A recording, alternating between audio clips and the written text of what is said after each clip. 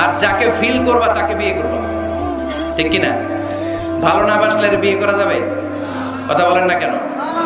বিষ্ণু ইসলাম বলেছেন, যে যাকে বিয়ে করবে সেজন্য তার এমন কিছু দেখে নেয় যেটা দেখার ফলে তার প্রতি তার ভালোবাসা সৃষ্টি হয়। এটা সুন্নাত। হয়তো আপনি মেয়েটার কথা বলার স্টাইল দেখলেন, কিভাবে হাঁটে, তার চাহনি, তার হাসি, এগুলো দেখে তার প্রতি আপনার একটা ভালোবাসা হৃদয়ে জন্মায় দিবে কে? ভালোবাসা না জন্মালে বিয়ে করতে পারবেন? কথা বলেন না কেন? আব্বা আম্মা একটা ধরে নিয়ে আসছে, তারপরে কবুল বলা যাবে? এগুলোর জন্য এদেশে ডিভোর্সের রেট বাড়তেছে। ছেলে মেয়েদেরকে ওপেনলি একে অপরের সাথে দেখা করার সুযোগ করে দেয় না।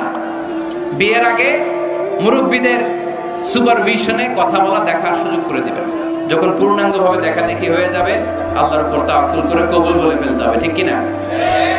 মেয়ের ব্যাপারে ছেলে জানবে, ছেলের ব্যাপারে মেয়ে জানবে, মেয়ের ফ্যামিলির ব্যাপারে জানবে, মেয়ের পুরো ব্যাকগ্রাউন্ডের ব্যাপারে জেনে শুনে তারপরে বিয়ে করার দরকার আছে না? নেই।